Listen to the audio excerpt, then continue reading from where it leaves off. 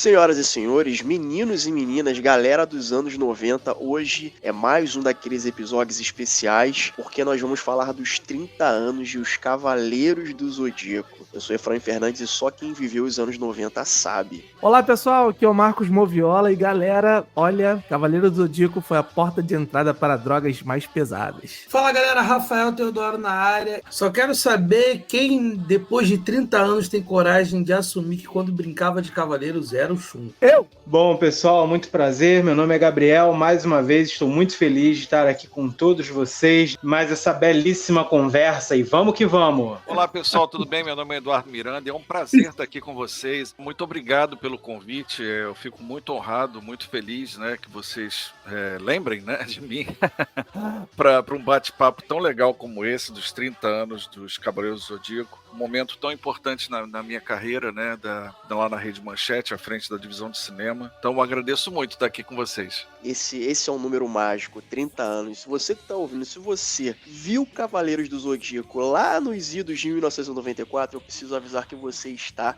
velho. E vamos bater um papo, né, sobre esse anime tão icônico no Brasil, né, que acho que foi uma das animações que fez com que a gente tivesse esse hábito de consumir mais ainda enlatados japoneses, né. Eu queria, na verdade, pedir pro Eduardo Miranda, né, remontar um pouquinho sobre como é que foi essa interação que ele teve com a Santoy, se eu não me engano foi a Santoy na época, para trazer o Cavaleiro. Diz aí, Eduardo. É aquela história que cada vez que o tempo passa vai ficando mais turva, né, na memória, vai virando vaga lembrança, mas eu tento manter ela vívida, né, dos eventos que aconteceram. A Manchete, quando eu assumo a divisão de cinema, tá bem mal na audiência, ela tá dando traço abaixo de 0, né, que é traço 01, era o que ela dava, pelo menos no horário infantil, né, que ficou minha responsabilidade, no horário de filmes, séries, minisséries, desenhos animados, isso lá em 93, quando eu assumo, né, e aí eu consigo, junto do diretor de programação, uma reunião com a Turner, que era um braço da Warner,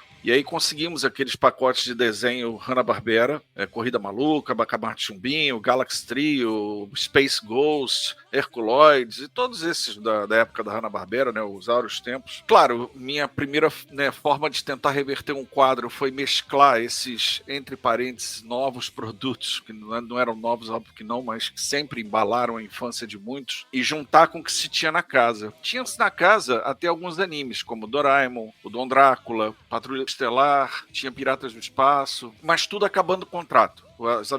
D'Artagnan e seus amigos, mas tudo estava acabando o contrato, não tinha como renovar. A Manchete estava passando um período bem ruinzinho mesmo. E óbvio, eu tinha os queridos e famosos tokusatsus que já estavam na casa desde os anos 80. São os Jaspion, Giban, Jiraiya, Changeman, Maskman, Flashman, essa galera toda que já estava lá quando eu chego na casa. Aliás, uma das minhas primeiras funções da Manchete foi editar esses tokusatsus, editar os breaks, né, para colocar mais comercial, menos comercial, dependendo do encaixe, do número de propagandas. E aí, cara, é aquele negócio, né, a gente fica procurando produto, é óbvio, a direção de programação, a direção comercial de São Paulo, também procurando produto, e de repente, numa tarde dessas, tudo ia bem, Corrida Maluca dando 4, olha que beleza, né, pico de 4, pra quem dava traço 0, né, me chamam numa reuniãozinha, petit comitê, só 3 pessoas e eu, aí tava lá o diretor de programação, o diretor comercial e uma pessoa que eu não conhecia, que depois eu vinha saber que era representante da Santoy, e pediram pra eu sentar e assistir um produto, que era um promo, né, era um promo, não era um episódio, era um trailer. Aí quando eu sento lá, que eu olho aquilo, cara, Deus que me perdoe, aquilo só tinha porrada, só tinha cena de luta, só tinha cena de batalha, luta, sangue, dedo no olho, corta-pulso, mão dentro do peito e, caraca, sangueira do caramba, uma música espanhola irritante. Quando aquilo ali acabou, eu olhei pra cima, né, que eu tava sentado, eles estavam em volta de mim, eu olhei pra cima e falei assim, ó, gente, vocês desculpem, mas isso aqui não é o momento da casa. Eu acabei de botar uma programação muito infantil. Se vocês colocarem isso, é completamente, assim, vocês vão acabar com o meu produto infantil. É como se você pegar um limão, espremer no leite, vai talhar, não vai dar certo. Então, meu parecer aqui, por isso que eu estou vendo, é negativo. Claro, né? Teria que ser um parecer comprometido com a realidade. Porque, afinal de contas, quem era a cabeça que estava ali dando o ok? Era a minha. O comercial havia levado, claro, o Cavaleiros para Manchete. A Santoy, claro, havia trazido para o Brasil. O comercial trazido para Manchete. Mas quem ia dar o aval artístico, dizer para a Manchete, ok, é um bom produto para a gente, era o bobo aqui, né? Então, ficou aquela coisa do tipo, não vou botar não vou botar minhas fichas nisso aqui que é furada, com certeza, até porque Cavaleiro já havia passado por outras tantas emissoras e ninguém quis também. Aí ficou um clima horroroso na sala, o cara coçou a cabeça, o outro foi pra mesa, aí pau, o diretor comercial, Eduardo, mas pensa direito, a gente tá precisando de produto, cara, isso é mais um desenho aí pra gente, poxa, vê aí, pensa direito. Olha, eu posso pensar direito, mas se pelo menos eu ver um episódio completo. Disso que eu falo isso, o cara lá, que acho que é do cara da Santoy, começa a falar grosso, dizer, não vou fazer isso, eu não fiz pra ninguém, não vou fazer, pô, não tem dinheiro pra dublar, não posso fazer isso. Aí eu olhei pra ele e falei assim, olha só, você não precisa dublar, basta você me mandar um episódio em qualquer língua, até em Esperanto, pra mim, tanto faz a língua. Pra mim, o importante é ver a dinâmica do desenho. É sentir a parada, né? Sentir a parada, como é que isso funciona na tela, não é porque o desenho é só isso, só batalha sem diálogo, não é só sangue, não tem? Tudo bem que a TV dos anos 90 era um lugar selvagem, né? Tinha a mulher sushi, tinha apresentador chutando anão, tinha a banheira do outro apresentador, tinha um monte de coisas assim no horário da tarde que você botava, tinha o Jean-Claude Van Damme se esfregando na Gretchen, tinha tudo isso, né? Mas para mim, né, porque além de programador, eu era psicólogo também, e para mim havia uma responsabilidade muito grande em relação ao que colocar no ar. Era uma coisa assim meio, sabe, muito... Era meu nome, afinal de contas, né? Era eu. E aí o cara ficou olhando assim, aí o cara do comercial falou, dá uma chance, traz aí qualquer fita, manda pra ele qualquer fita que ele assiste. Tá, eu vejo. Me liberaram, fui pra sala, uma semana depois, chegaram lá 5 episódios, 1, 2, 3, 35, 27, 35, 30. Eu nunca sei esses números, só sei que a galera gosta, que joga na quina, geralmente pega esses números ou no bicho também. Só peço uma 10%. Boa dica, vou usar essa dica. Então, 10%. Gostei também. Por favor, se eu souber que ganhou, 10%. Aí, cara, que eu fiquei do tipo, porque não entendam uma coisa, essa época era uma época meio que o anime, ele era só o desenho do olhão. Pro público em geral, ele era o desenho do olho grande. Ele não era o nome anime, não era difundido, só dentro dos grupos, né? Dos grupos de fãs, dos otakus que tinha no Brasil, e que eram bem poucos e escondidos, eles estavam, entre eles era uma coisa. Agora, para o público em geral, para o Brasil, né, e a gente não programa para fã, a gente programa para público, porque, claro, o patrocinador quer o maior número de pessoas assistindo aquilo para ele poder vender mais, e é assim que funciona a TV aberta. Cara, aquilo ali não era completamente fora da curva de tudo que já tinha se assistido do desenho do olho grande, do olhão. Mas quando eu olhei o Cavaleiros, eu pensei assim, peraí, mas isso aqui tem uma coisa diferente. Mesmo tendo essa orelha cortada desse cara chamado Cassius, e me parece que esse garoto aí é o principal, ele cortou a orelha do cara, eu posso amenizar isso na edição. A história fala sobre aventuras, sobre deuses mitológicos, sobre signos astrológicos, fala sobre amizade, fala sobre galera que... É a filosofia da Shonen Jump. Isso é importante pra mim, vai ser importante pra você, é importante pra mim, somos um grupo, vamos correr atrás do prejuízo, não vamos desistir. E aí foi ficando pra mim claro, né, quando eu vi os episódios, que poderia, sim, ser uma boa pra gente. Claro, sofrendo algumas amenizada, né? Ali, por exemplo, eu tinha solicitado na primeira passada, aí essa edição ficou um tempinho, depois aí também tudo bem, ficou rolando a normal. Que no caso ali, vamos dar um exemplo da orelha, né? Eu pedia para reduzir o número de frames e frisar, ela não pulsava no chão. Outra coisa também era sangue, ele não espirrava nem escorria, era sólido, era uma cena frisada.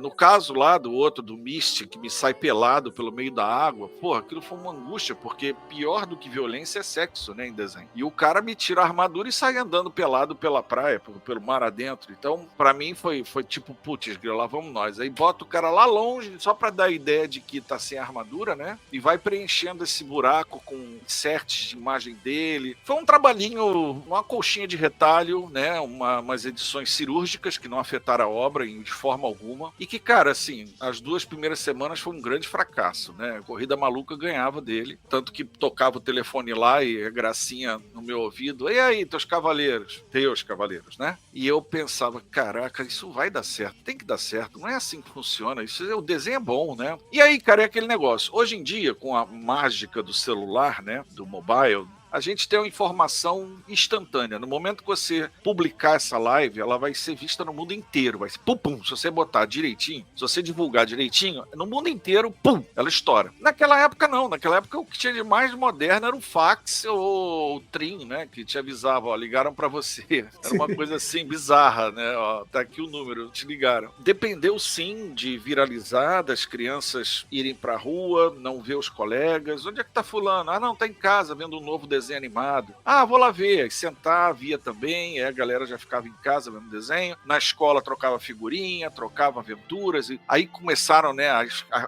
o mercado começou a esquentar, e aí esquenta o mercado editorial, esquenta o mercado de dubladores, esquenta o mercado de eventos, esquenta o mercado fonográfico, né, com as pessoas fazendo as adaptações das músicas. É uma explosão de mídia a partir de Cavaleiros, né, tanto que geralmente eu digo que é A, C e DC, antes de Cavaleiros e depois de Cavaleiros, e que a maioria, quer dizer, acho que todos os eventos que você tem hoje em dia deve-se ao fenômeno de Cavaleiros do Zodíaco, que é um produto assim genial, ele é fantástico. 30 anos depois você tem produto novo, pode ser uma porcaria como o filme ao vivo, mas é Cavaleiros do Zodíaco, é citado, então ele tem uma sobrevida.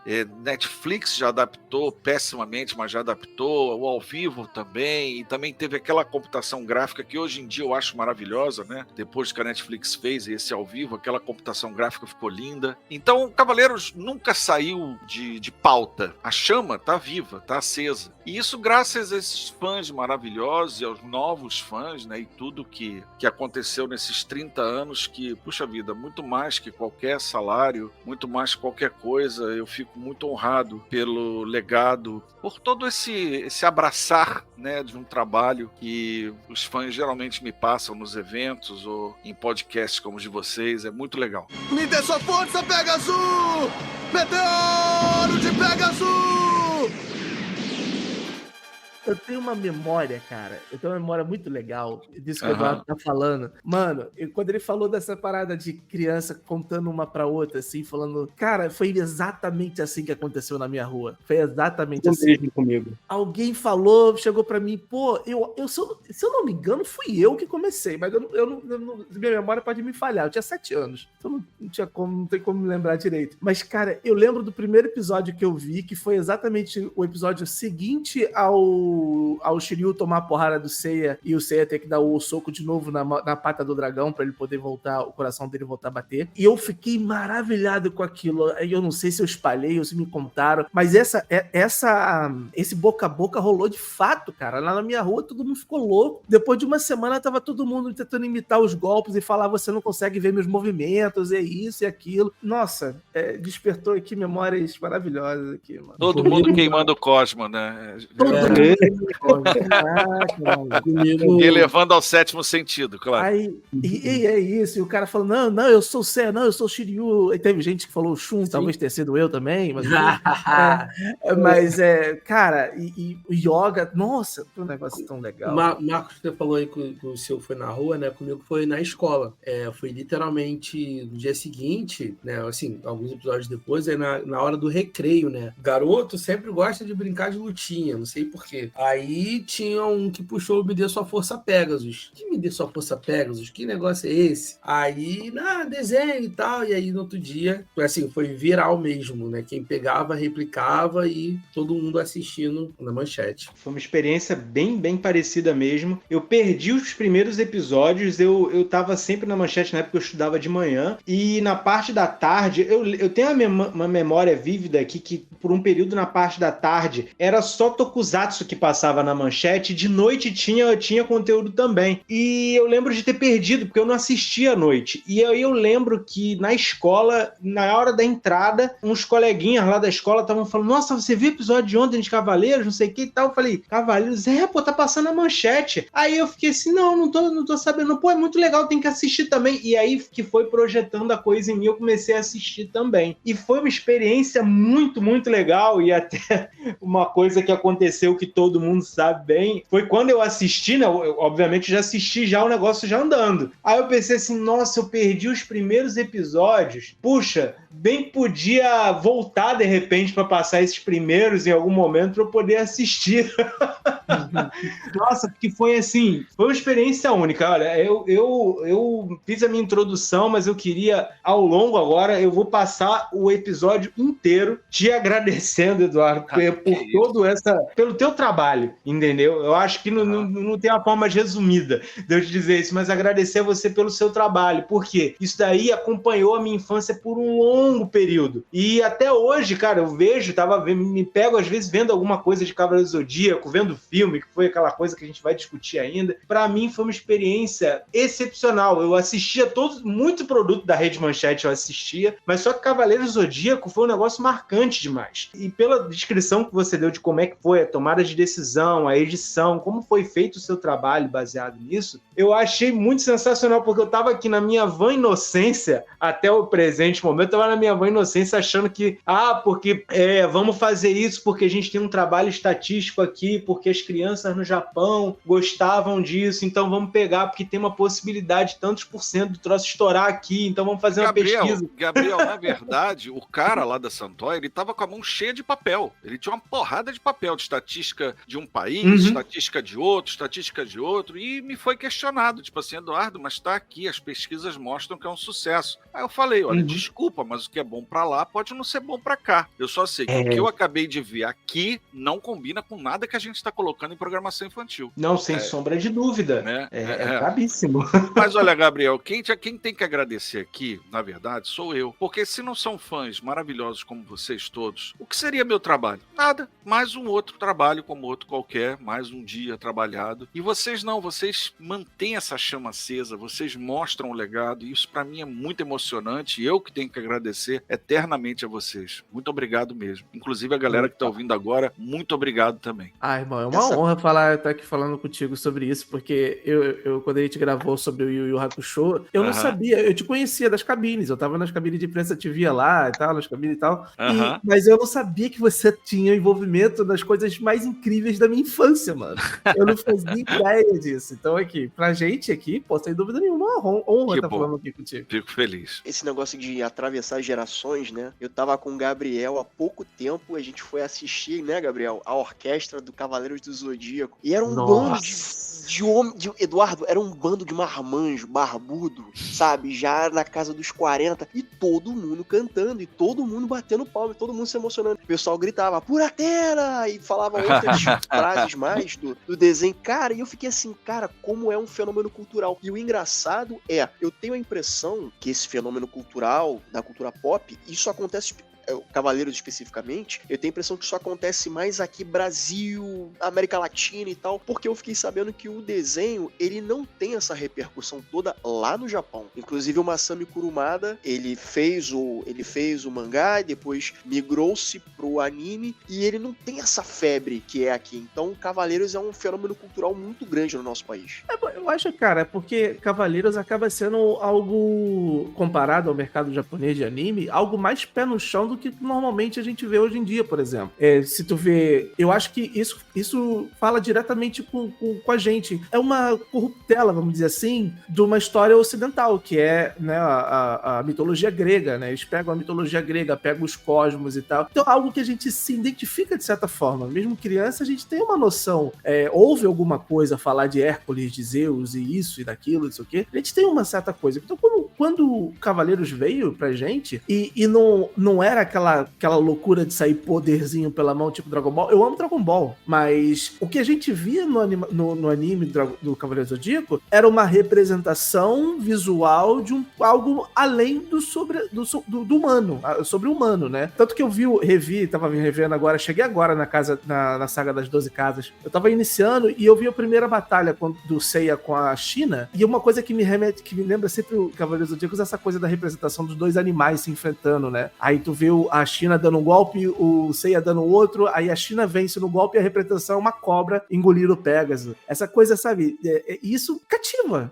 É muito gráfico, né? É gráfico, muito gráfico, é muito... E acaba conversando com a gente. Isso é uma coisa que não tem essa coisa de demônios milenares do Japão feudal e o cacete. Não, assim, coisas que a gente não tem tanto acesso. Hoje a gente tem, por conta desses animes que vieram pós-Cavaleiros pra gente, né? Vieram pós-Cavaleiros, mas com Cavaleiros a gente teve essa, como eu falei na minha introdução, né? Uma porta pra drogas mais pesadas, né? Desculpa te interromper, Não, mas claro. só para o assunto não passar, um fator mais importante ainda, que deve ser lembrado, é que Cavaleiros do Zodíaco, ele tinha mesmo mecanismo de uma novela. É o folhetim, é aquele draminha, é aquele que vai acontecer, e agora a mocinha tá em perigo, os heróis vão salvar do vilão, é tudo muito certinho, é tudo muito colocado de maneira cujo cérebro não precisa pensar muito, é o que tá ali, eles estão ali numa missão. Então, a questão folhetim, novelinha, também contou muito, porque além do otaku, pegou também quem não era e quem não conhecia esse tipo de arte. E aí, cara, foi uma tsunami que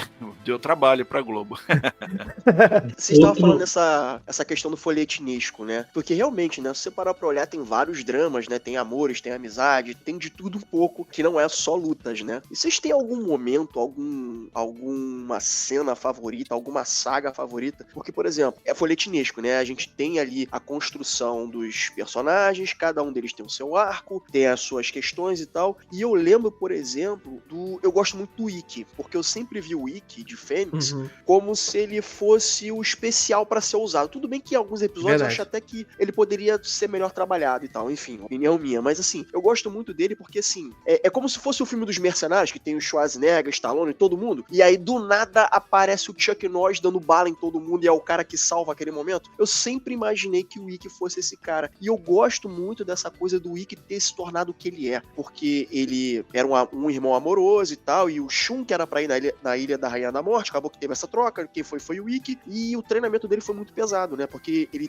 tava num treinamento altamente escroto, que ele era treinado pra odiar e tal, e ele gostava da filha do mestre, acho que era Esmeralda, Esmeralda. E ele era apaixonado por ela, né, tinha aquele romance ali e tal, e aí o mestre dele, né, chega, o que ele faz? Ele mata a menina, que é a própria filha, pra despertar a fúria e o cosmo do Ikki. Cara, eu fiquei olhando aquilo, eu devia ter uns, sei lá, 11, 12 anos de idade, estourando. Eu fiquei, cara, eu achei pesado aquilo. E às vezes não é nem necessariamente o sangue e a violência física, gráfica, mas tem umas questões ali que eu achei, assim, bem pesado pra uma criança. Eu fiquei assim, caramba. Então, eu sempre achei o Ikki um personagem muito interessante. Eu queria saber se vocês têm algum momento aí interessante. E Efra, só pra o nome do mestre do Ikki, que é interessante também, que é Guilty, que é culpa em inglês. E ele fica culpando o Ikki pela morte da Esmeralda, isso quebra na cabeça dele e tal, tem toda essa parada. Esmeralda essa que é o Shun louro, né? Não, e o Ikki fala isso, o Ikki fala, você parece muito com o meu irmão,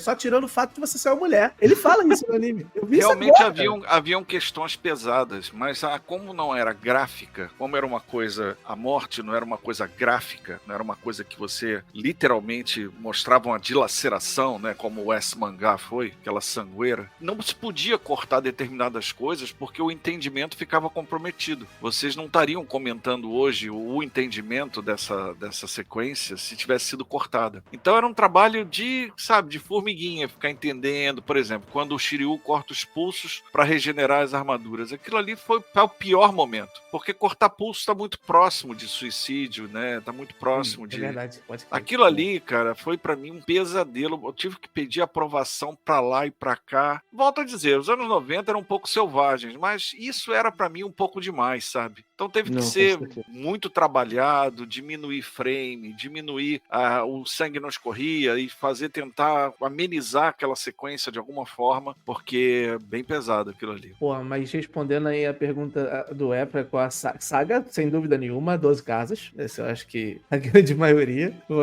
vai falar das 12 casas. Mas cena, irmão, eu sou muito beat dos Cavaleiros de Ouro, cara. Eu adoro demais. Quando começa a aparecer um por um, vem o Milo, que acho que é o primeiro a aparecer de armadura, se eu não me engano. Ele aparece falando com... Até então a gente não sabe que é o Saga, né? O Ares e tal. Aí aparece o Milo, depois vem o Aiolha já sem armadura, depois ele aparece pro Seiya com a armadura. O Seiya veste a armadura de Sagitário, né? Vem pra salvar ele. Depois vem o Aiolha contra o Shaka, que é um dos melhores... Cara, essas cenas de apresentação dos Cavaleiros de Ouro, pra mim, são as coisas, assim, mais incríveis. Depois tem o Máscara da Morte contra o Mu lá nos picos antigos. Nossa, pra mim, Cavaleiro de Ouro, as cenas que tem tudo Cavaleiro de Ouro, eu me amarro. Essas cenas dos Cavaleiros de Ouro, realmente, eu tava...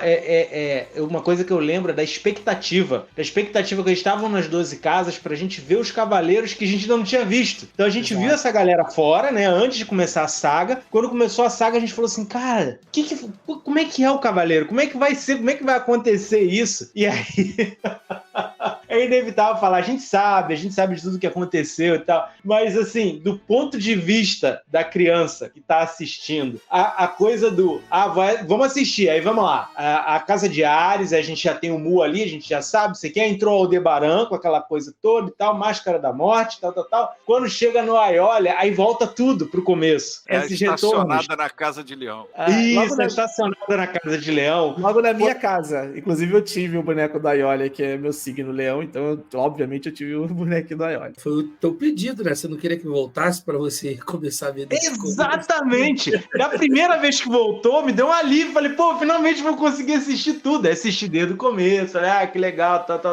Aí voltava de novo pro começo. Falei, não, vamos assistir de novo. E aí teve uma coisa que eu me lembro que teve, era assim, isso daí era uma coisa que acontecia na Rede Manchete. Tipo assim, eu sabia disso. Porque, por exemplo, uma outra memória vívida que eu tenho é do Cybercops. Cara, o Cybercops era um tokusatsu que fez muito sucesso no Brasil e não fez sucesso nenhum no Japão. Ninguém conhece Eu amava Cybercops, os policiais do futuro. Amava Cybercops. Eu amava Cybercops, mas só que sabe o que aconteceu no Cybercops? Cybercops, ele fazia assim, ele teve lá saíram alguns episódios, beleza. Aí a sensação que eu tinha era a seguinte, saía um episódio novo, exibia o episódio novo, voltava lá primeiro.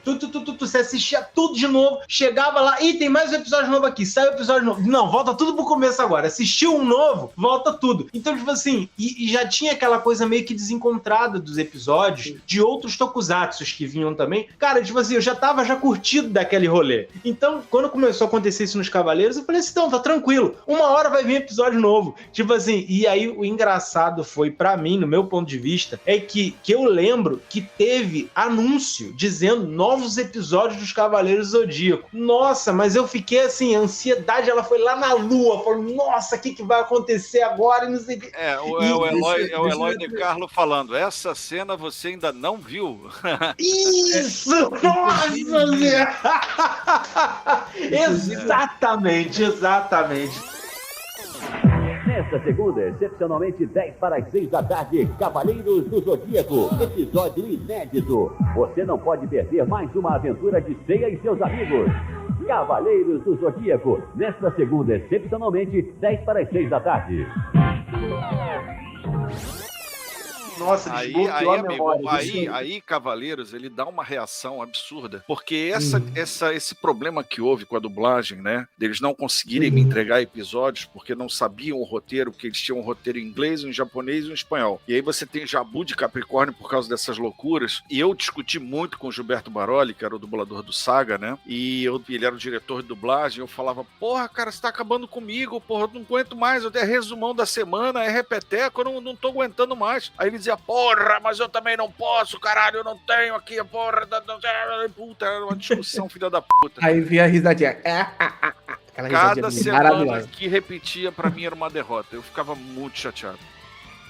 Cólera do Dragão! Quando começou ali, pós-Aiolha, mudou? Se sentiu que voltou a audiência, teve um boom? Voltou não, aí ela disparou, porque como eu tava dizendo, essa parada acabou funcionando como um elástico. Ele foi esticando. No momento certo, quando entrou, ele deu 19 de pico. Nossa! A gente dava traço e zero, lembra? Ele deu 19 de pico, bateu a sessão da tarde num dia. Um filme que não devia lá ser grande coisa, bateu a sessão da tarde. gostar de Cavaleiros. Eu soube de dentro da Globo, que depois eu vou trabalhar na Globo, o trabalho que Cavaleiro deu pra eles. Foi louco isso. E duas coisas, sim, ajudaram a audiência de Cavaleiros. Foi essa parada e a aparição na Xuxa, né? Quando ela promove o disco dos Cavaleiros, a Larissa e o William vão pra lá cantar e desce a galera fantasiada, porque não podia se chamar de cosplay naquela época, nem se tinha esse termo difundido, era fantasia mesmo. E, cara, isso fez o disparar pra 2 dígitos e depois disparar pra quase 20. Caramba. Foram resultados muito interessantes que a gente teve com Cavaleiros, realmente. Tem umas coisas em Cavaleiros que eu acho muito engraçado. Por exemplo, são pequenas contradiçõezinhas, mas que acabam sendo meio que o charme do desenho. Coisas que eu ouvi, assim, tô jogando aqui coisa que eu tô lembrando agora. É, o mesmo golpe não funciona 2 vezes com o mesmo cavaleiro. E é o que a gente mais via, é o cara dando 1001 vezes o mesmo golpe pra tentar derrubar o inimigo e tudo mais. Ou então, por exemplo, o Shiryu. Eu gosto muito do Shiryu. Volta e meia, ele tirava a armadura pra lutar contra o cara. Mas assim, mano, se tu tá com a armadura porque isso potencializa teu poder... Por exemplo, tem a luta dele, que é muito boa, que apesar da saga ser um pouquinho mais fraca, que é a saga de Poseidon, que eu achei mais ou menos, tem uma cena que ele tá lutando contra o Krishna, se eu não me engano, e ele tem uma lança, né, a lança de Crisaur, que eu acho que é o nome da lança e tal, e ele tem que quebrar aquela lança usando a técnica do Excalibur, que é a técnica que o Shura passou pra ele. E o cara tira a armadura, tinha umas coisinhas assim, que eu achava meio contraditórias, mas eu achava que era o charme do desenho, cara, e com a dublagem também deixava a coisa mais icônica, sabe, mais assim, nossa, ele vai tirar a armadura e tal, mas para e pensa, não, o cara não tira a armadura, né, mas eu gostava dessas paradinhas assim, essas contradições. Não, olha só, falando em contradição, eu tenho que fazer um ponto aqui interessante, que é o do Chaka de Virgem. Que o Chaka de Virgem, ele é um cara louro nórdico. Ele é o homem mais próximo de Deus e segue uma deusa grega. E aí ele tem um golpe que invoca um demônio. Aí você fica assim, que isso, cara? Não, e ele é adepto do budismo. E ele é budista, exatamente. Sim, porque teoricamente o Deus é o Buda, não é o Zeus. É, pois é. Próximo de Buda. Próximo de Deus. Mais próximo do Buda. Eu sempre tive a impressão de que fosse o Deus cristão, que ele falava que é o cavaleiro mais próximo de Deus. Então, quando você fala Deus, eu pensava sempre em Deus cristão. E Buda teoricamente, não era um Deus. Não, eu falava que ele era a reencarnação de Buda. Reencarnação de Buda, isso. Era uma doideira. O Chaka era uma doideira. E tinha um rolê, né? O Chaka não pode abrir os olhos. E tem um episódio que o título é Chaka abre os olhos. É um spoiler já na abertura, né? Na entrada. O nome do episódio é um spoiler da parada. Fala, pô, mano, o Chaka vai abrir o olho. Ai, meu Deus. Não, e a gente ficava, meu Deus. Não, o Gabriel, era o preview. Já tinha assim, próximo episódio de Cavaleiros, Chaka abre os olhos. Aí você já ficava, caraca, amanhã o Chaka vai abrir os olhos, meu Deus. Mas essa música do Efra que acabou que eu não respondi, a minha cena favorita é Yoga versus Camus. Puxa, é verdade. Lá na casa de Aquário. Errou. Aquilo ali é absoluto cinema. Caraca, é verdade. Essa luta é muito boa. E eu tenho uma outra favorita, que é já no final, quando tá na luta já com o Saga Maligno, que ele tá de armadura, tá com a armadura de gêmeos, aí vem o Ikki naquela entrada triunfal dele, que sempre tem, que o Efraim falou, que é assim, era meio que um clichê que a gente gostava, a gente tava esperando. A gente via que, cara, vai tudo dar errado, vai dar merda. A gente já tá esperando a entrada do Ikki. A gente já tá esperando que vai acontecer aquilo ali. E era sempre do nada. E aí ele tem a entrada dele, que ele tava lá na casa de Virgem, tomou a cipuada lá, desapareceu, não sei o que, e ele aparece de novo como uma fênix. Meu amigo, o Saga chegou e falou, meu irmão, tô sem tempo. E foi, solou ele, deu um monte de... deu uma surra nele que ele desapareceu. Foi só aparecendo não sei onde. Pra mim, aquilo ali foi a mais brabeira por causa da violência daquilo dali. Sim. Porque, tipo assim, a gente vê a cena, quando a gente vê, é uma cena do cara só passando. É uma cena só, pum, passou, e aí daqui a pouco o cara cai, e beleza. Mas nessa, especificamente, cara, o Saga e o Ikki, os dois voando, é uma cena meio Dragon Ball, sabe? É que o Saga, ele sai metendo-lhe a porrada nele, aí eu falei assim, mano, não tem como ele sobreviver a isso. A armadura já vaporiza depois dessa porradeira toda. E aí eu falei, só sobra o corpo ali. Eu falei, ih, meu irmão, esse aí já foi.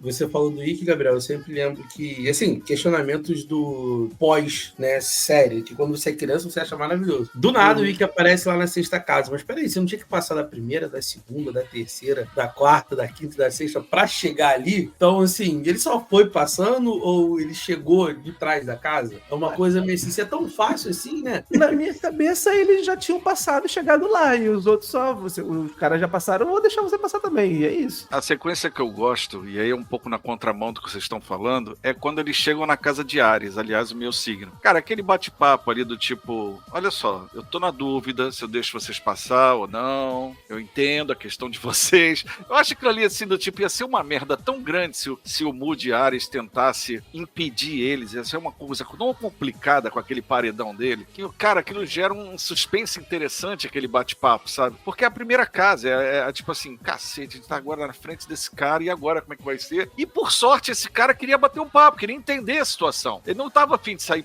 dando porrada. Se eu não tô lembrando, foi mais ou menos isso, né? Eu vi esse episódio hoje. E aí o Mu oferece pra ele restaurar as armaduras. Ele pede 1 hora pra eles pra poder restaurar as armaduras que estão todas zoadas. Ele quebra o escudo do Shiryu pra demonstrar que tá tudo quebrado, que eles estavam lutando antes com os Cavaleiros de Prata e o caramba. É maluco. Eu gosto dessa passagem. Não, realmente, é muito legal, porque se você para pra pensar depois disso daí, cara, eles não tem como passar. Se eles chegassem ali e encontrassem o Ares, o Mu, full pistola contra eles não iam nem passar de casa de Hades. Acabou, não ia passar. Ali. Não ia, porque se você vê depois a saga de Hades, quando vem os 3 espectros lá do Máscara, eu acho que é o Máscara da Morte, o Saga, e tem mais um de, acho que é o Peixes, acho que é o Afrodite, eu não lembro agora, eu sei que são 3 Cavaleiros de Ouro de Sapures, aí tem também o Xion tá junto, mas tá meio afastado de capuz, assim e tal, e aí ele só fala pros 3, se afastem, fujam, e aí ele dá, acho que é Extinção Estelar o nome do golpe do Mu, e ele dá-lhe um porradão que os 3 vão embora, tu fala assim, caraca, meu amigo.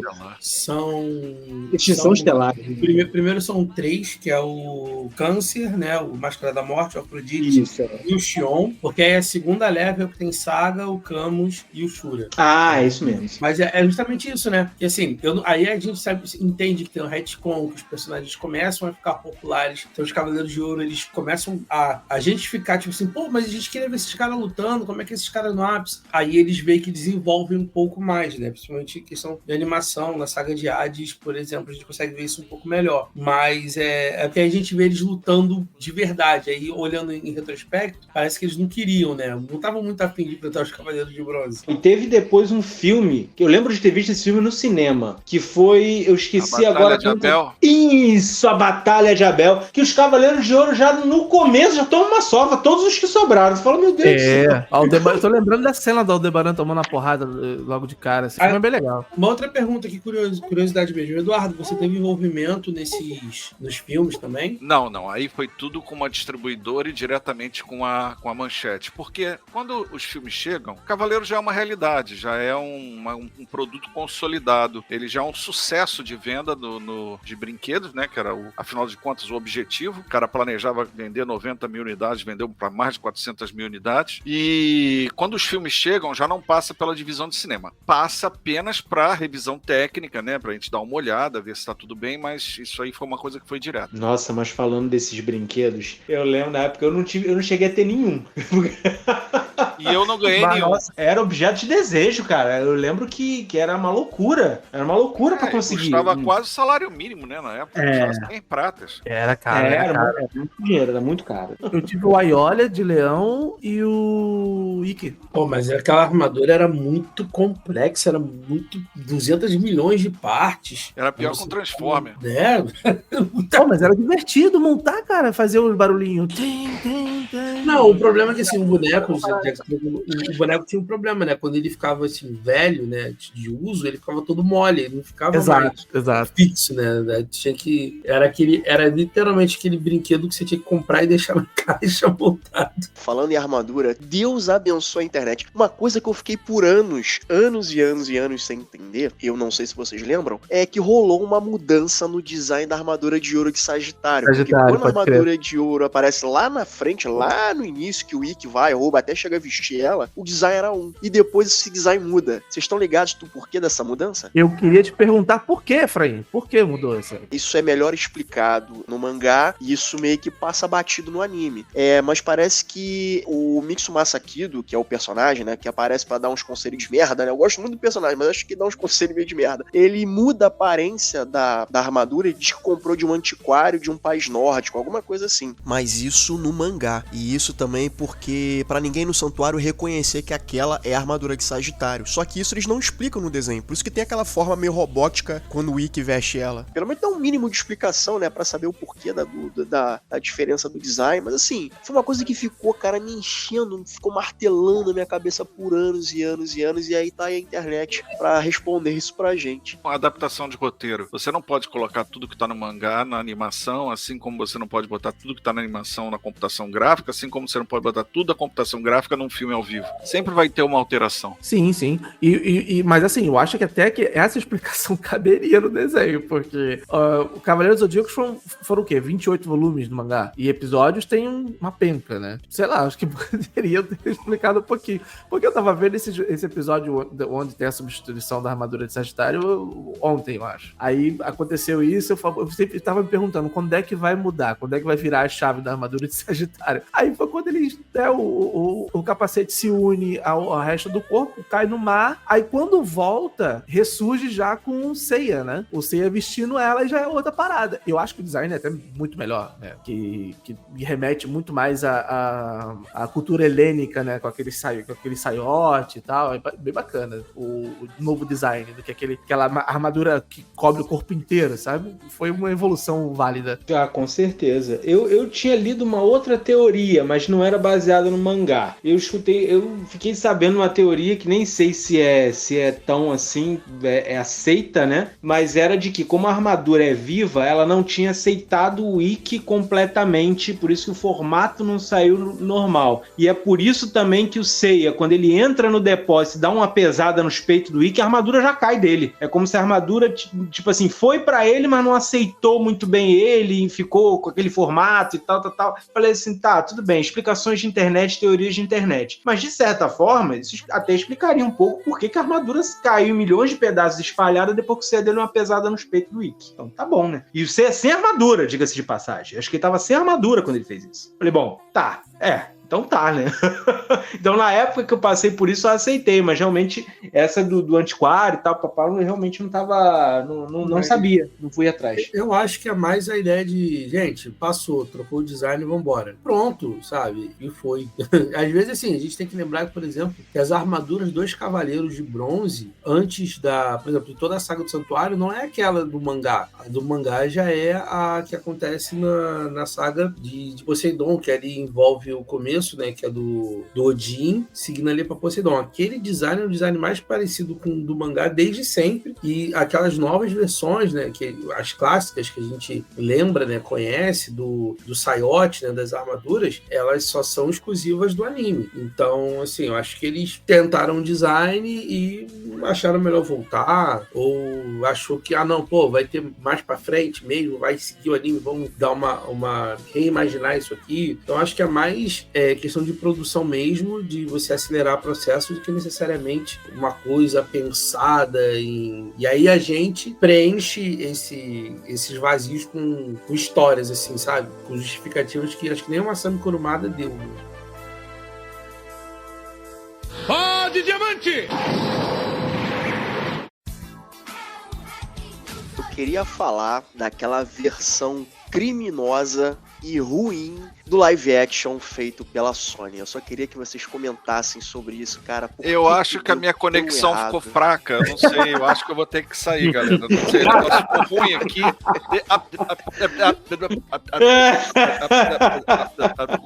Eu não vi, eu posso falar isso. Eu literalmente não vi. Eu falei, ok. Que sorte, que inveja. Por isso. Nem a versão 3D eu vi. Eu falei assim, gente, eu gosto da animação. Por exemplo, uma animação que eu gosto muito, não sei se vai dar tempo da gente conversar, que é o Lost Canvas. Eu adoro o Lost Canvas. Pô, bem legal. Lost Canvas é lindo. Bem legal. É bom mesmo. Mas assim, eu só, pra mim, Cavaleiros, eu gosto das animações. Eu não vou pro live action, não vou pros 3D. Não, cara, só me dá a animação e o mangá que pra mim eu tô feliz. Nossa, eu quando eu tava vendo esse live action, eu comecei a me questionar. Eu falei assim, meu Deus, o que eu tô fazendo com a minha vida? Eu tô assistindo isso. Meu Deus, eu não quero. Aí eu ficava assistindo, ele ficava passando os minutos, e eu ficava assim, por que eu ainda tô assistindo isso? Por que eu não tô vendo isso? Isso não faz sentido. Eu sei que pode ter alguém talentoso o suficiente pra adaptar o Cavaleiro do Zodíaco pro live action. Pode. Pode. Cara, mas não precisa. A gente faz um reboot da saga lá da década de 80. É como tem feito o Ômega aí também, né? Mas não um reboot, o Ômega é mais pra frente, né? Ele se passa no futuro. Cara, pega a tecnologia de hoje e faz uma parada maneira, mas dentro do anime, sabe? Pô, tem Dentro da história, dentro da história, sabe? Pode recontar a história, não tem problema não. Tenta dar uma linguagem melhor, porque assim, tá datado.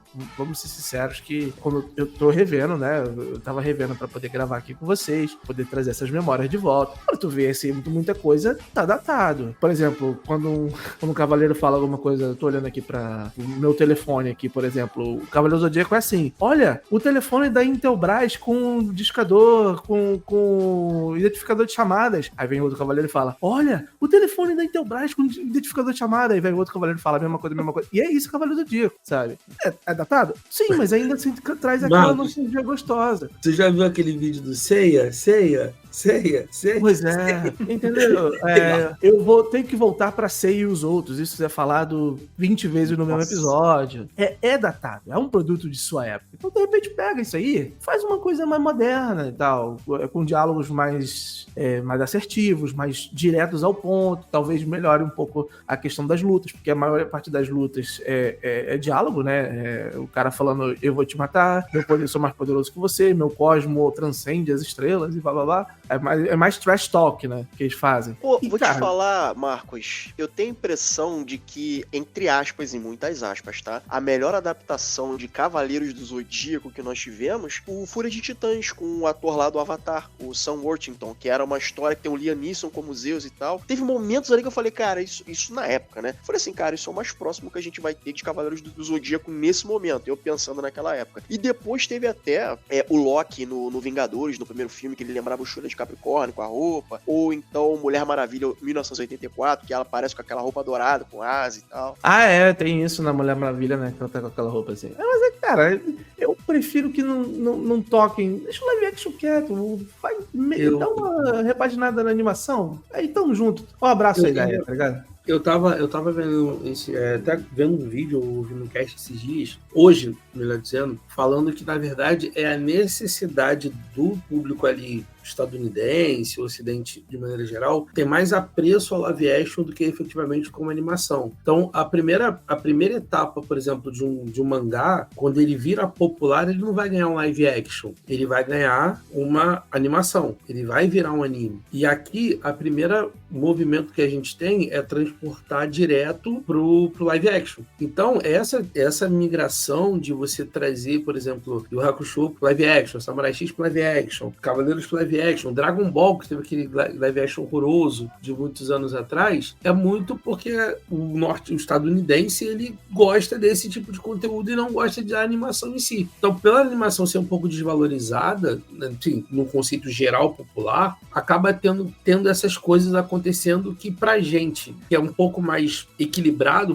curte uma animação, curte um live action, a gente fala, cara, por que não investe num, sei lá, remasterizar, reanimar algumas coisas, deixar mais fluida? Então, eu acho que a gente tem mais essa cara do que a galera lá que é quem paga, né, essas produções. Olha, eu devo só discordar um pouquinho, porque no caso do Samurai X, do Rurouni Kenshin, eu achei adaptações extremamente respeitosas, achei, assim, uma adaptação que eu fiquei boquiaberto. Eu trabalhei com Samurai X na TV Globo, no caso, né, no finzinho, quando tava lá acabando a série, eu editei uma luta lá, tava difícil, que era dele com o Shishio, e eu devo dizer, eu não sei a opinião de vocês, mas eu acho que uma equipe, e no caso ali foi japonesa a equipe, não foi norte-americana, quando eles sabem mexer e mesclar entre a computação gráfica e os efeitos práticos, você consegue fazer um produto nobre, você consegue fazer um produto aceitável, palatável, porque mais do que a pessoa que paga, tem também o lançamento de novos brinquedos, você tem o lançamento, você aquece o mercado em relação àquele produto, e as pessoas conseguem vincular a imagem de um desenho que é muito assim, efêmero, né? Com a cara de um ator, que também cria uma identidade maior com as pessoas. Então, assim, baseado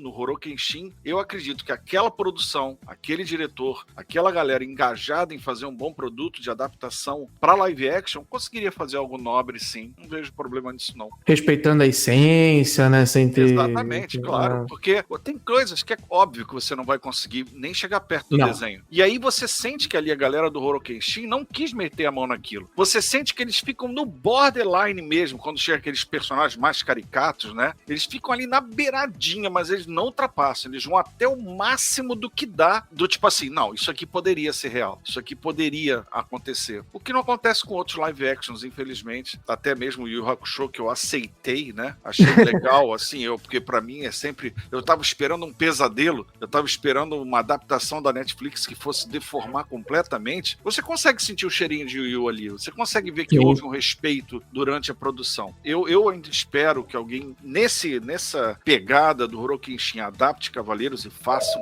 em cima do Masami Kurumada e não de uma viagem norte-americana, como foi a Netflix e com, Seiya discutindo com tampa de bueiro. Ah, fala sério, assim. Na boa, cara, pra mim chega, né? Você olha aquilo, você diz, cara, meu herói tá conversando com a tampa de um bueiro. Pá, merda, não adianta. E vou te falar, o Eduardo, nos anos 90, coisas de novo que a internet revela pra gente. Mas nos anos 90, houve a tentativa de 2 versões americanizadas do Cavaleiros. Era um desenho, que era Knights of the Cosmos. Errou. E o outro seria uma série live action chamada Star Storm, que era uma série live... Nossa! O desenho é bem ruim. É bem ruim. Eles pegam pra eles, é horrível. Parecia um pornô ruim. Um começo de um pornô ruim.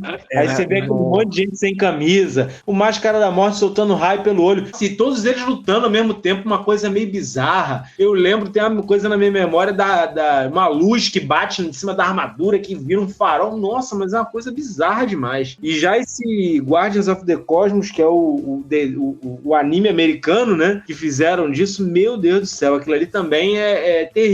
E até teve uma galera que trabalhou em cima pra fazer uma dublagem em cima daquilo ali. Tem a versão meio que completa com uma dublagem em português daquilo dali. Eu falo, nossa, cara, mas é muito ruim aquilo dali. Meu Deus do céu, é muito, muito ruim. O Shun, uma coisa que eu lembrei ali, o Shun parece que ele é um cowboy, né? Ele pega a corrente de Andrômeda, começa a rodar assim pra cima, fazendo um laço. Meu Deus do céu. Nossa, não tem como desver aquilo dali. Ai, meu Deus. Cara, eu recomendo pra quem estiver ouvindo esse podcast, não pesquisem, porque vocês vão ter pesadelos, é muito ruim. Até Sailor Moon, cara, ia ter uma versão americanizada chamada Saban Moon, que eu acho que foi produzida pelo Rain Saban, que foi o cara que trouxe o Power Rangers pros Estados Unidos e tal. Então, assim, cara, os americanos, eles estavam nessa vibe de americanizar o estilo de se fazer arte oriental. Eu acho o seguinte, de novo, tem que largar na mão assim, não querendo, né, mas eu acho que largar na mão de um controle criativo com gente da produção original. Talvez, se nós tivermos, a gente já chegou a comentar isso em casts passados, se, por exemplo, se a gente tivesse uma produção live action, por exemplo, de, sei lá, Akira, que é uma coisa fenomenal, na mão de um cara americano, eu acho que, por exemplo, o diretor Denis Villeneuve, ele seria um cara que respeitaria o material original. Eu acho que ele não iria americanizar as coisas, ele iria contar a história com a mesma ótica, com o mesmo conceito lançado pelo original. Ele ia adaptar aquilo, como ele tá fazendo com Duna e fez com os outros filmes dele. Mas, assim, a princípio, cara, se é uma obra japonesa, uma obra que tem ali o seu lore e tem ali seus fãs, cara, deixa isso na mão dos caras e não americaniza isso, pelo amor de Deus. Não vai querer botar batata frita no lamen, né, cara? Pelo amor de Deus. Mas não, eu só acho aquilo que eu falei, né? Eu acho que isso infelizmente, o pessoal adapta pra vender, né? Porque é cultura diferente. A gente tem algumas adaptações, Eduardo sabe um pouco disso, principalmente de linguagem, né? O próprio dublagem do Yu Yu Hakusho fez muito disso, né? Deixou com a linguagem nossa e é a maior dublagem de todos os tempos. Então, os caras, assim, é que eu falo, a gente aqui consegue equilibrar bem a questão, mas o pessoal, a maioria do estadunidense, não é o produto para ele, do jeito que ele quer vender. Não necessariamente, assim, respeitar a obra é o de menos. Se vai vender de um jeito ou de outro, claro que a gente tem essa visão. Eu acho que a gente está mais perto, assim, posso estar equivocado. Eu acho que o público brasileiro é mais aberto para receber o conteúdo ali japonês. Tanto é que hoje em dia, eu lembro que teve uma época atrás que tinha uma equipe de guerrilha legendando anime, assim, no braço e tal. E hoje a gente consegue, inclusive, assistir animes legendados. Não, mano, isso aí vem desde da época da década de 90 mesmo. Eu lembro que um amigo meu trazia pra mim as fitas piratonas, assim, de Evangelion, Berserk, que pra mim até hoje é o melhor anime já feito, e mangá também. Então, assim, ele me trazia essas fitas, assim, eu ficava louco com essas coisas, assim, porque realmente você não tinha aqui no Brasil e rolava essa parada que tu falou aí mesmo, dessa legendagem, quero usar um termo não ofensivo, pirata, vai, pirata, dane-se, legendagem pirata. Legendagem de guerrilha. De guerrilha? Então, perfeito.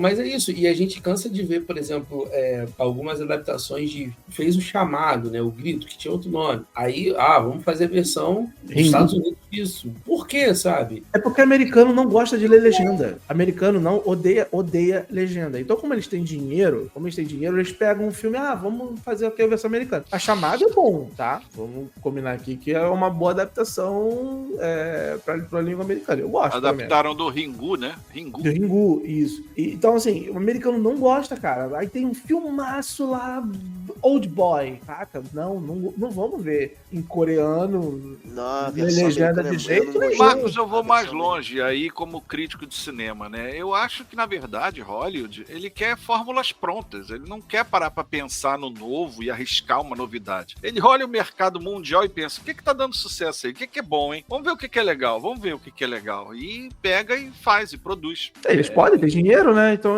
tem grana, quer dizer, a indústria tá na mão deles. E a gente teve também aquele Millennium, né, que foi sueco, e eles fizeram a versão estadunidense. A gente tem vários aqui. Que bom, hein? Eu vou fazer, se fosse aquele leve, eu vou falar que é melhor do que o original. Eles refizeram Betty a Feia, então chega nesse nível. Não, mas Betty a Feia todo mundo refez, tá? Isso, né? Tem versões em todos os países latino-americanos e americanos, enfim. Sim, só quero voltar uma casa aqui, né, que o Eduardo falou do Samurai X, sim, é incrível, e é justamente o que você falou, a galera ali tava querendo fazer mesmo, fazer respeitosamente, fazer aquilo que precisava ser feito, mas eu acho que parte daquilo que a gente tava conversando, né, que foi quem tava envolvido, era uma galera que, poxa, que conhecia o material original, que respeitava, que tava tentando fazer o transmídia, e não transnacional, assim, digamos. Isso, dá entendi, pra uma outra claro. cultura. O criador tava ali do lado, né, o cara que criou tava acompanhando as gravações, então qualquer coisa ele dava uma afinada, corrigia. Agora, você pegar um produto, pagar os direitos e querer deformar ele, aí complica. Aí... Eduardo, você falou dessa coisa sobre mudar as características dos cavaleiros, mudar na hora de adaptar uma coisa ou outra, e eu lembro que numa das adaptações que a Netflix fez, eu não sei quantas a Netflix fez, mas numa dessas propriedades, eles mudaram o gênero do Shun e transformaram numa mulher. Eu sempre achei o Shun interessante, apesar de não ser o meu cavaleiro favorito, porque normalmente, quando se pensa em Cavaleiros do Zodíaco, os cavaleiros têm aquela natureza bélica, né? Eles vão lutar, queimar o cosmo, e vão lutar e até morrer e tal. E o Shun, ele tinha aquela filosofia do não combate. Eu achava até o Shun, quando pequeno, ainda como adulto também, já adulto, eu achei ele um pouco chato, porque ele é aquele personagem que todo mundo zoava, é o chorão, não sei o que e tal. E eles pegam essa fragilidade emocional, ou, sei lá, o cara que é menos imbativo, e acabam transformando numa mulher nessa nova animação que teve. E assim, eu achei uma decisão, eu não sei se é uma decisão acertada, sabe? Você mexer numa coisa que tá muito bem estabelecida e você trocar isso, eu acho que não me agradou nem um pouco fazer esse tipo de coisa. Como é que você viu essa mudança de gênero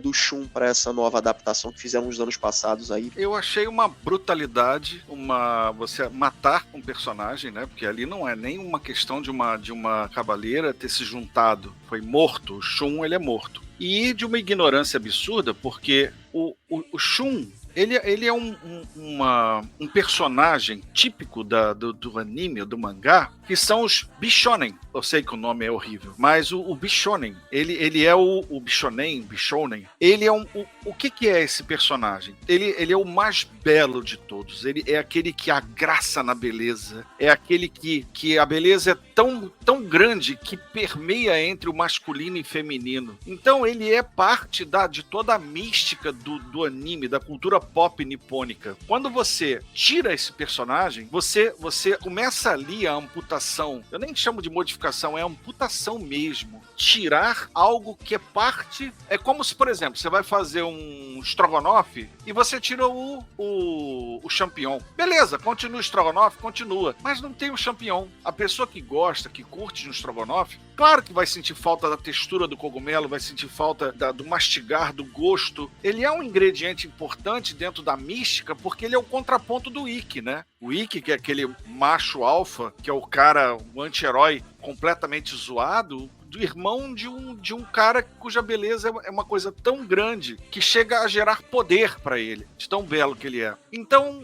assim, me entristeceu muito. Eu devo dizer que se era pra fazer alguma mudança, que eles poderiam até assumir que o Shun pudesse, de uma certa forma, ter a sua sexualidade e o Ikki lidar com isso, né? Até passando uma mensagem bonita de aceitação, de inclusão. Eu acho que eles perderam boa oportunidade de trabalhar o Shun de uma maneira muito melhor, né? Se quer trabalhar ele fora da cultura nipônica, então trabalhar ele num escopo, num espectro maior do que a Disney está fazendo agora, tenta fazer em cada produto dela essa inclusão. Acho que ali a Netflix não teve muito tato, não teve muita sensibilidade. Eles, tipo que...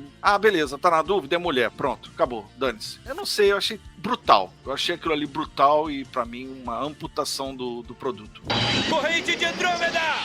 Cavaleiros 30 anos de spin-off. A gente tem aí novas sagas, Next Dimension, Lost Canvas, episódio G. Vocês conseguiram acompanhar tudo? Alma de Ouro eu acho muito bonito. Esteticamente é muito legal. Bonito. Eu só queria rapidão, é que o meu microfone deu problema aqui, eu ia complementar o que o Eduardo tá falando sobre a questão da troca do gênero do Shun, porque isso fere também o lore estabelecido pelo Kurumada, que é o seguinte...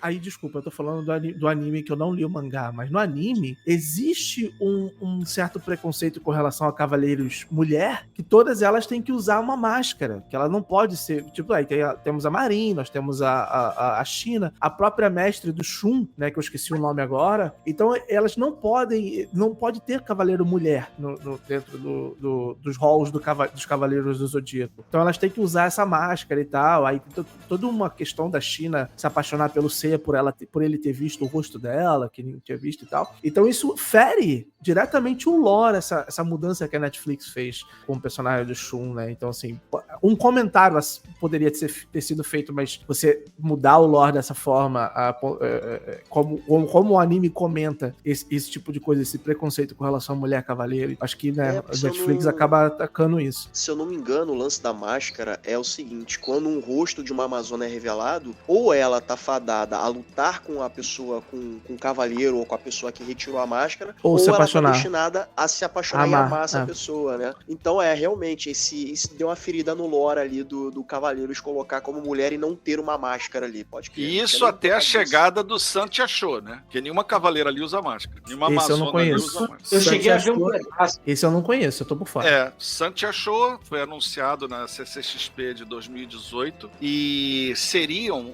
as Amazonas, né? A versão dos Cavaleiros feminina que estariam do lado de Atena o tempo todo, trabalhando em paralelo com os Cavaleiros. Ou seja, e a publicação do mangá, ela foi de 2013 a 2021. Tem muito conteúdo, não foi uma coisa que passou assim de um ou outro coisa, não. Foi bem relevante, assim, acabou se tornando popular. E é exatamente isso que o Eduardo falou. E aí, no caso, no lore agora dos Cavaleiros, existem as Santias, que são, digamos, as cavaleiras, os cavaleiros, e tem as Amazonas, que são essas clássicas, que com o rosto tampado, que não podem ser revelados e tal. Mas eu queria puxar aqui um tópico, não sei se todos viram, né, falando dessas continuações e tal, que é o Lost Canvas e o Next Dimension, né? E o Lost Canvas, ele é feito, digamos, à parte, né, do Kurumada, é uma outra equipe que faz, e aí ele remete à Primeira Guerra Santa. E o grande lance do Lost Canvas, coisas que pra mim é sensacional, que o foco é os Cavaleiros de Ouro o tempo inteiro. Ele funciona como um prequel, né? E todo o enredo assim, é um enredo literalmente mais adulto. É o Doku jovem, né? O Doku jovem, Isso, né? Com o Shion. Shion. E é um assim, traço belíssimo, né? Sim, o traço é muito maravilhoso. bonito. Aquele traço Maravilhoso. Shikio é muito bonito. Muito legal. E tem todo o lance, né? Que Hades, a Athena e o Seiya, eles cresceram juntos, eles eram irmãos adotivos. E aí tem todo esse lance da luta.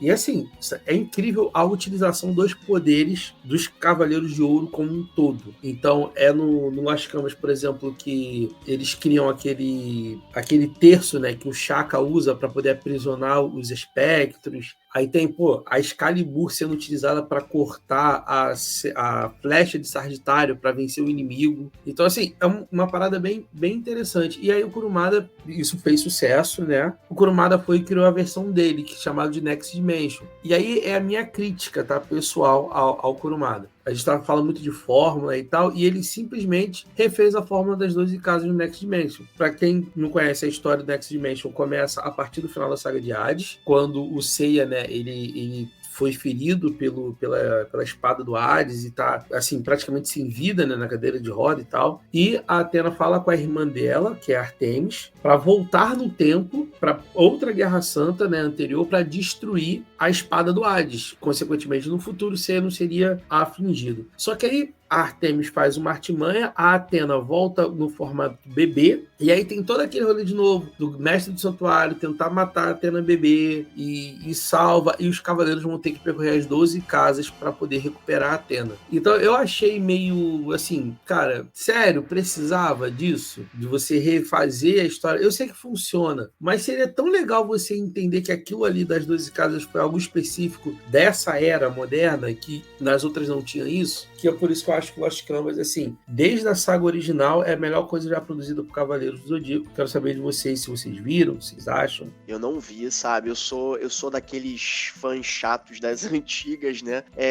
Eu não me interessei, eu posso estar perdendo um bom produto, admito, mas eu não me interessei em ver coisas novas dos Cavaleiros, porque o que eu tenho ali até as 12 casas é um negócio tão perfeitinho pra mim, que pra mim até as 12, o que vem depois das 12 casas eu acompanhei, mas, por exemplo, eu vi Poseidon, eu vi os filmes no cinema, Abel, Lúcifer, essa galera toda, mas eu não fiquei com o mesmo tesão de ir até as 12 casas. E isso eu ia até perguntar pra vocês se Cavaleiros chegou num ponto em que conseguiu se reimaginar nesses novos desenhos, se eles conseguirem ir pra novos caminhos e trazer coisas novas ou não. Na minha profissão, eu tive que ver tudo, né? Eu não tenho como não deixar de ver. E eu te digo, a saga de Hades é muito da pegada das 12 casas. Até em matéria de animação, de ação, de continuidade, de você estar se sentindo naquela mesma vibe das 12 casas. Eu não sei se vocês concordam com isso, mas eu senti a saga de Hades muito, assim, pra quem gosta das 12 casas, dá pra você apegar ali a saga de Hades e entubar. Gosto muito do Lost Canvas e do Alma de Ouro. Eu sei que não tem muita alma, mas tem ouro na animação, o traço é muito bonito. E o Ômega, Deus que me perdoe, eu cheguei a recusar ele na TV Globo. Qual é a próxima grande animação? Qual é o próximo passo de Cavaleiros, sabe dizer? Pedir desculpa pela porcaria de filme que fez e fazer um que vale a pena, né? Pode ser, uma boa desculpa essa. Isso podia ser uma boa desculpa. Então, pelo lore, assim, a animação, o fandom pede muito a continuação ou a conclusão de Lost Canvas, justamente por isso que o Eduardo falou. O traço é incrível. Sim. A história é super dinâmica, assim. São, se eu não me engano, 2 temporadas de 24 episódios e só tá ali no primeiro... 2 temporadas, cada temporada tem 11 episódios, uma coisa assim. E é só o primeiro arco da história. E os Cavaleiros de Ouro são muito mais explorados nesse Lost Canvas mesmo. Mas o pessoal pede muita continuação, essa continuidade de animação, mas existe aí planos para o Next Dimension ser animado, porque é a equipe clássica, né? Ikki, Shun, Yoga. Então, de fazer uma animação disso, mas em termos de animação, é bem nebuloso ainda. Mas mangá tem saído um monte de mangá, um atrás do outro. Você tem episódio G de todos os Cavaleiros praticamente. tem episódios G são, digamos, umas histórias à parte, né, do lore principal de cada cavaleiro. Então tem episódio G do Aiora, tem episódio G do Mu, tem e outras versões por aí. E sem falar que muita gente, se tu procurar na internet, tem muitas histórias de muitos fãs, assim, né, que pegam e escrevem roteiros de cavaleiros e alguns começam a animar a história mesmo. Então, isso mais uma prova do marco que foi Cavaleiro do Zodíaco. Chegou a hora de se renderem. A luta terminou. Obedeçam, miseráveis. O quê? Mesmo que seu grande mestre Shaka tenha razão, ou que a minha batalha seja justa nas asas do destino, isso veremos agora. Ave Fênix! Gente, vocês têm considerações finais? Bom, minha consideração final é agradecer imensamente esse convite mais uma vez, dizer que sempre é um prazer enorme falar com fãs maravilhosos como vocês, poder estar de perto, tá de novo em contato com esse produto que para mim é tão significativo, né? Claro, foi trabalho de toda uma equipe, de toda uma emissora, mas que eu passei por momentos assim bem de adrenalina com os Cavaleiros e poder, né, chegar a esse futuro tão bonito de Cavaleiros. Então, te agradeço muito a vocês mesmo pelo convite. Dizer que eu adorei, vocês todos nem são pessoas do podcast, são amigos, né? Eu já considero como amigos. E dizer que quem quiser seguir me seguir em rede social, tem o @Projeto Cinevisão, que é o meu canal de crítica de cinema no YouTube. Eu já convido vocês e todos os que estão ouvindo a conferirem lá. Tá um pouquinho parado, mas eu vou voltar. Tem também o @O Pai dos Animes do Brasil, onde eu coloco ali, eu me aproveito um pouco desse título carinhoso, né, que me deram. Eu faço ali eu coloco sempre um evento onde eu vou participar, onde eu vou estar, uma palestra, alguma coisa. E claro, onde vocês me encontrarem na rede social, é só adicionar que a gente bate o papo, como sempre. Muito obrigado. Não, eu não tenho nenhuma consideração, não. Só agradecer por esse papo maravilhoso de reviver a minha infância aqui.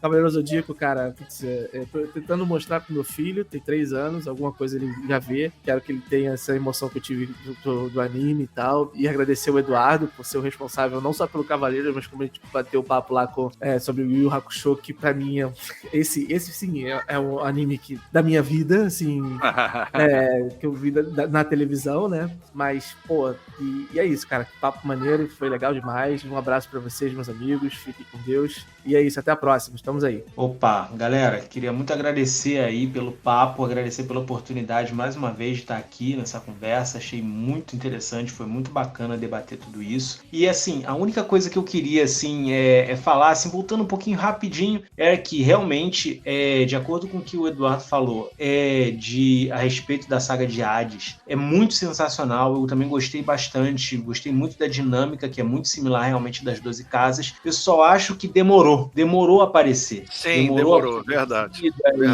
E eu acho que isso deu uma esfriada na coisa, pelo menos pra mim.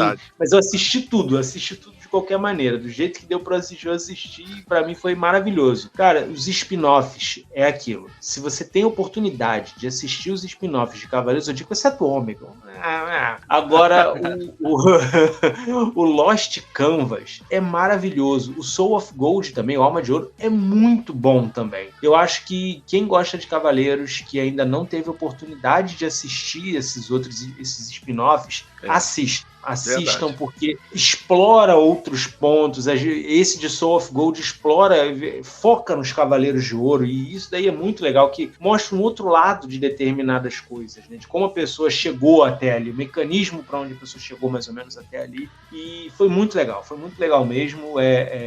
Assistam assim que tiver oportunidade, e voltem a assistir a saga clássica também, que é maravilhosa demais. E mais uma vez, obrigado a todos, foi uma experiência sensacional estar nesse bate-papo aqui, e eu espero que venham outros aí pela frente, e que venham mais 30 anos de Cavaleiro Zodíaco. A gente vai estar aqui velhinho, vai estar falando meio esquisito, já com a dentadura já dentro do copo d'água, mas vai estar valendo, eu vou estar nesse rolê aí. Vocês velhinhos, eu vou ter que fazer uma chamada do além.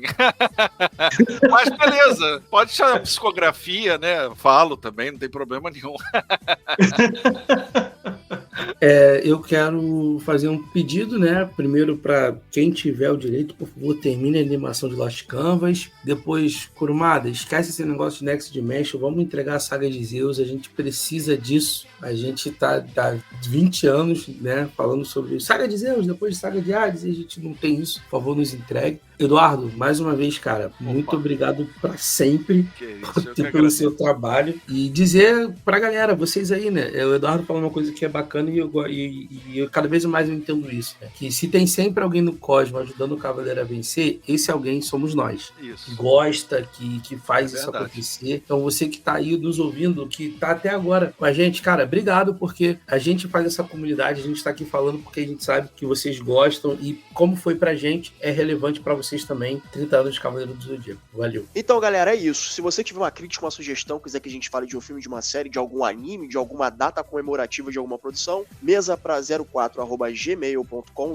04 numeral, ou então uma DM lá no Instagram. Não se esqueça, estamos no YouTube, então curte, compartilha, ativa o sininho e as 5 estrelinhas no Spotify, Deezer ou qualquer outro agregador da sua preferência faz com que a gente eleve o 7º sentido e fique aparecendo pra todo mundo, cada vez mais disseminar a palavra do Mesa pra 4 falando de produções. Eduardo, você é o nosso Cavaleiro de Ouro Supremo. Muito obrigado pela participação. Muito obrigado, eu que agradeço. E é isso, galera. Valeu. Forte abraço. Tem sempre alguém nos ajudando, os Cavaleiros a vencer. Cavaleiro a vencer.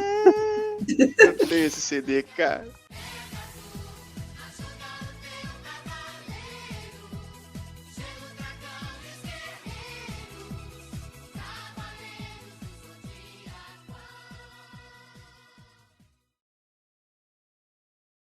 O Efra tá vivo ou o Efra caiu? É um mistério. Em breve saberemos. Vamos voltar para o começo do episódio. Olá, pessoal, tudo bem? Meu nome é Eduardo Miranda. É um prazer estar aqui com vocês, é uma honra. Muito obrigado por terem me convidado, lembrado de mim. Em 1994, é para continuar mesmo assim. Claro que o Efraim voltar, cadê ele? Voltou. Tô aqui. Ah, quer ver uma coisa babaca que eu lembrei agora, cara? Na época de recreio, eu brincando de Cavaleiro do Zodíaco, lutinha pra lá, lutinha pra cá, tinha um colega, eu não sei se fui eu, se foi algum outro colega, cara, soltou um peido tão alto, o pessoal, ai, que nojento! É o 7º sentido. Ele queimou o Cosmo em alto. Queimou o Cosmo, meu olho tá ardendo, é o Cosmo queimando. Depois dessa, Valeu, beijos e galera, abraços. obrigado, tá? A gente se vê.